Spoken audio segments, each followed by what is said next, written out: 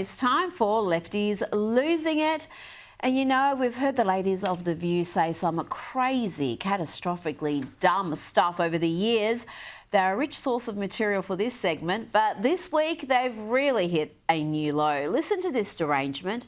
Here, Wolfie Goldberg claims that Americans can't be critical of Iran's gross human rights abuses because life is just as bad for Americans in America if they're different, if they're gay or black. And it's slow. But let's just remember, too, the Iranians literally throw gay people off of buildings. They don't adhere to basic human rights. Listen, here's the thing. Let's not do that, because if we start with that, we have been known in this country to tie gay folks to the car. But where the Iranian regime is today in 2025 is nothing compared to the United States. Keep hanging black people. So it is not even the same. I couldn't step foot during this. Wait. That's not what you mean to say. It is the same. No, it's not. The year 2025 in the United States is nothing like if I step foot wearing this outfit in Toronto. Listen, I'm sorry. I can't have my hair showing. I can't wear a skirt. I can't have my arms out. I'm telling you, I literally said it was up to the Iranian people. Yes, it is up to them. And that's why I am saying that it is the same. Murdering someone for their difference is not good, whoever does it. It's not good.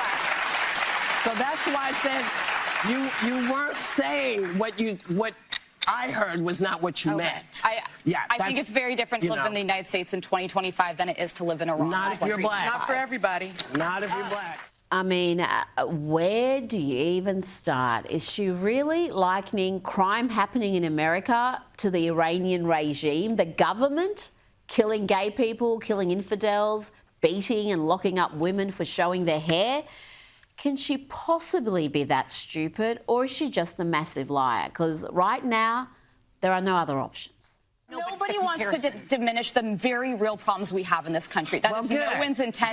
But I think it's important we remember there are places much darker than this country and people who deserve rights. Not everybody feels that way. Not everybody feels that way. Listen, I'm sorry. You know, when you think about the fact that we got the vote in 1965.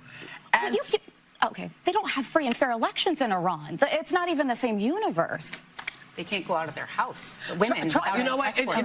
There's no way I can make you understand.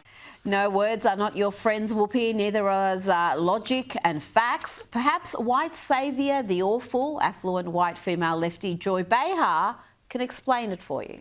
Try to reverse roles with a black person in this country, let's say, because I think that's what you're talking about. Yes. Just try to understand from their point of view. From that point of view, this country does not do them well, does not go for them. I completely acknowledge that, but and we shouldn't compare atrocities. If you're talking about Iran, of course, is doing worse things, but relatively speaking, it feels bad. Relatively speaking, are these women insane? You heard Sunny there say we shouldn't compare atrocities. What, like someone not respecting your pronouns compared to being hung in the public square for crimes like adultery, homosexuality and blasphemy? Really? And The View has had a terrible week because they had Hollywood star and former California Governor Arnold Schwarzenegger on, and he being a bit of a TDS sufferer, they expected him to rail against Trump's deportation program. He didn't, and they weren't happy. You are an immigrant. You're an immigrant in this country. Yeah. Did you have a visceral reaction to what they're doing, what ICE is doing, when you see the videos of it? Well, I tell you, you said that the immigrant, I'm so proud and happy that I was embraced by the American people like that. I mean, imagine they came over here with the age of 21, with absolutely nothing. And then to create a career like that. Oh no, he's not answering as they expect. Maybe he'll eventually bag the country, bag the deportation program. But no, Arnie wants immigrants to behave legally. But the key thing also is at the same time that we got to do things legal. That is the important thing, you know. So you got to do things legal. And those people that are doing illegal things in America and that are foreigners, they are not smart. Because when you come to America, you're a guest. And you have to behave like a guest. and to make my bed and to do everything that is the right thing to do rather than committing a crime or being abusive or something like that. So that doesn't really work in this country. Did you see Sonny's hand just reach out and touch his arm there, trying to curb his stream of consciousness? No, Arnie, you are supposed to say nobody is illegal. There's nothing wrong with breaking the law to enter the country or breaking the law while in the country. Now, let's check in with an Ivy League graduate. Here is one from Columbia, decked out in a keffiyeh, naturally. And what a useful degree he's acquired. Today I'm graduating with a degree in comparative literature and society. The comparative literature department at Columbia is cool because it asks you to choose a couple languages and build this sort of hodgepodge degree of your interests. What kind of job can you get in this field? People go to med school, people go to law school, a lot of people go to any amount of graduate school, and then I feel like a lot of people also end up in corporate spaces as well. And sadly, that's the problem. These brainwashed activists end up in the corporate world and do great damage while they're often in HR or corporate affairs departments. Now, good news, some new pronouns have just dropped, you know, they, them, ZZ. So 2024. Now the crazy narcissistic kids are identifying with newer pronouns like pup and puppy. Pup, puppy. But why might someone want to use pup, puppy as pronouns? Well, this person can have a strong connection to puppies and identify with some of their qualities, like loyalty, energy, or softness. It could also be a way to express a non-human identity. Some people feel that being human doesn't fully describe who they are, so they identify as non-human. So using pronouns like pup, puppy can help a person describe that feeling. And please remember that this is a person's experience, and just because you don't know or you can't relate to this person's experience doesn't mean that it's wrong, doesn't mean that it's bad, and it does not mean that you have the right to bully that person. But you can mock them because it's fun, and frankly, it's a little bit necessary. You see, affirming madness, affirming delusion isn't being kind, it's being weak and part of the problem. But for those of you who want to respect neopronouns like pup and puppy, this is how you do it. No one's trying to hurt you by using these pronouns. No one's trying to harm you by using these pronouns. Someone's just trying to live their own life. So you live your own life and you let them live their own life, okay? Pup doesn't owe anyone an explanation. Pup gets to define puppy self or not. People keep asking, but Pup made it clear. What Pup is isn't up for discussion. I've said it before and I'll say it again. Donald Trump is the funniest president we've ever had and will ever have. No other leader could turn a flag-raising ceremony into a comedy skit. So somewhere you have that. Anyway, let's have a good, they call it a lifting. They also use another word, but I'm not going to use that word. You know what that is? The word, it starts with an E. You know what the word is? If I ever used it, I'd be run out of town by you people. All right, so enjoy it. And President Trump hosted Juventus at the White House, and the issue of men in women's sport came about, and the team squibbed it. Men playing in women's sports, you know, who's never heard that? Have you ever had women? Could a woman make your team, fellas? Tell me. You think? You're being nice. What do you think? Think a woman could make the team? General managers, what do you think? Difficult. Don't say it. We have a very good women's team, though. You do have, right? Yeah. But they should be playing with women, right?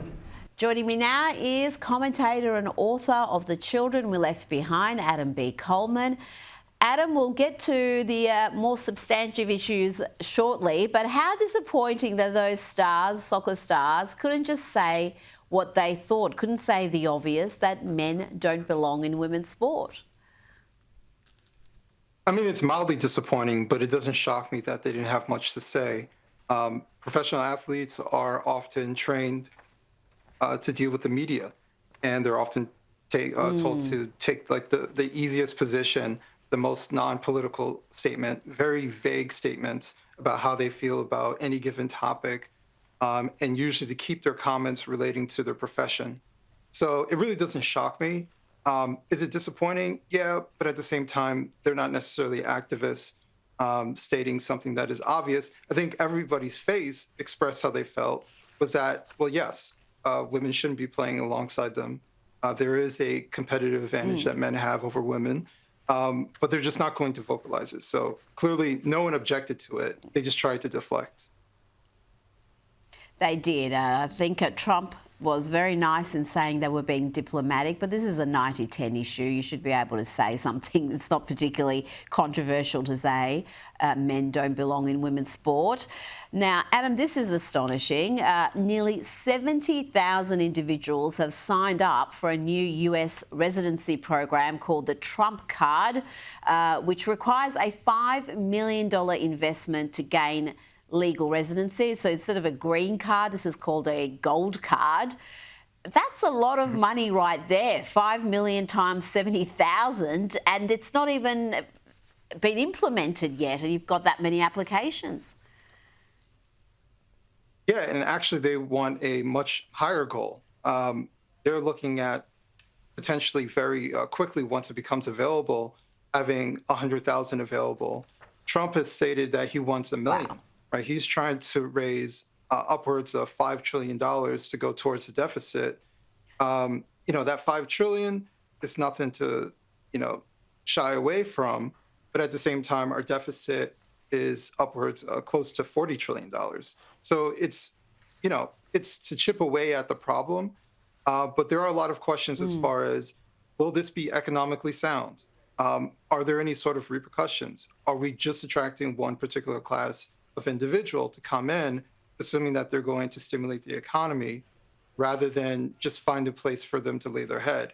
There are a lot of questions surrounding it, but it is, to be fair, replacing the EB-5 visa program, which has a lower threshold, but it does have a job creation requirement. Well, I mean, if you're investing $5 million just to enter the country, that's probably going to create a few jobs. I mean, it's hard to invest that kind of money without some sort of economic activity and job creation.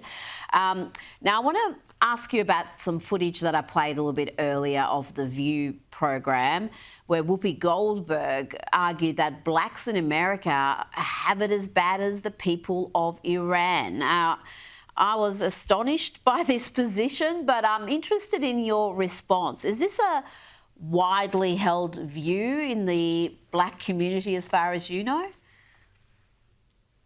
Yeah, I was equally astonished. It is very ignorant to state that it's equal in treatment, especially if you're talking about modern day, which is very interesting in the conversation that she was having. Quickly, she ran to 1965, when we're talking about modern day Iran versus modern day America.